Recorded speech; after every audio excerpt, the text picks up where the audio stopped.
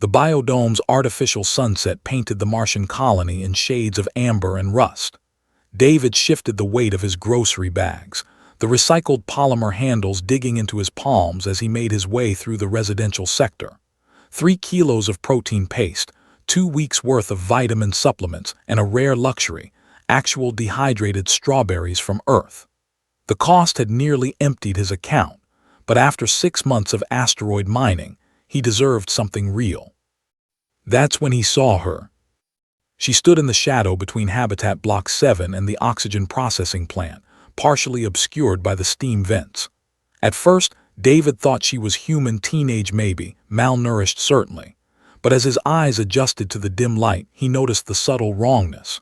Her skin had an almost imperceptible iridescence, like oil on water.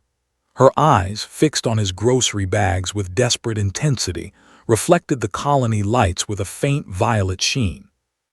She wasn't human, and she was starving. David froze mid-step. First contact protocols flashed through his mind, the ones every colonist was required to memorize. Report immediately to colonial security.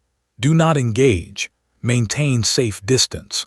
Potential biological hazard. The girl, if he could call her that, took a half-step forward, then stopped, as if fighting against her own hunger. Her thin frame swayed slightly. How long had it been since she'd eaten? "Hey," David said softly, ignoring every instinct telling him to run. "You hungry?"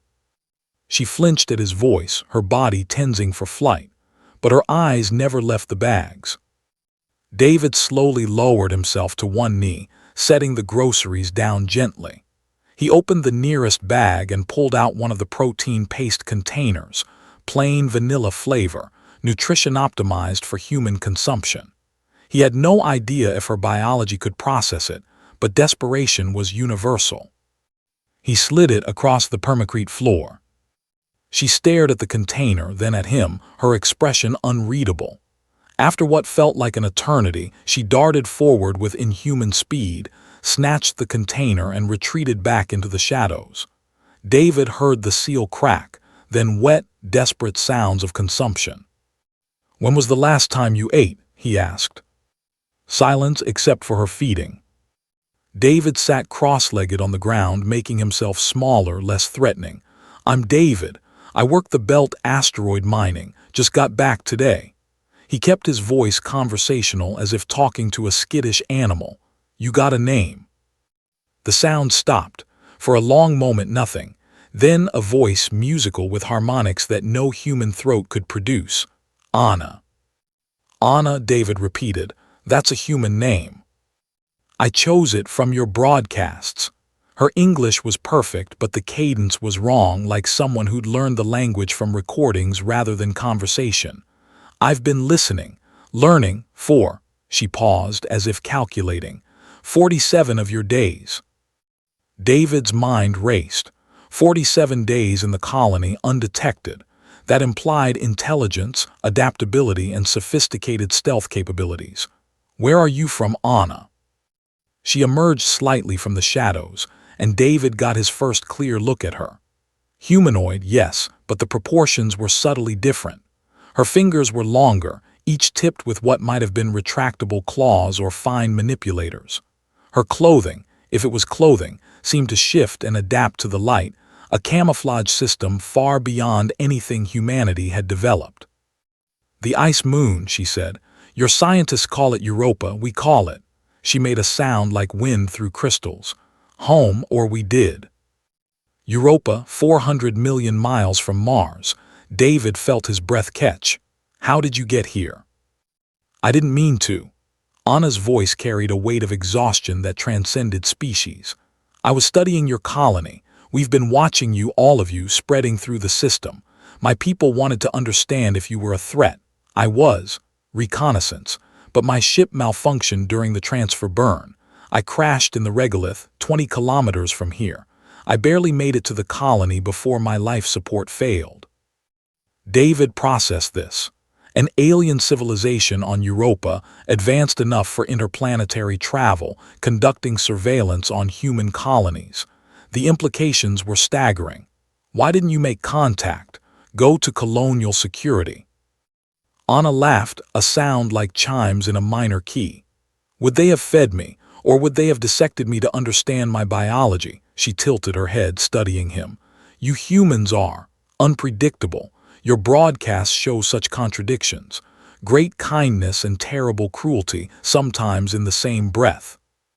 She wasn't wrong. David thought of the security forces, the corporate interests that ran the colony.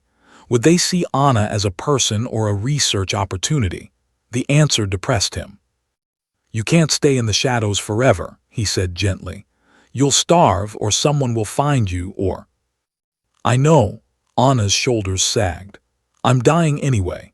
Your atmosphere has trace compounds that are toxic to my biology.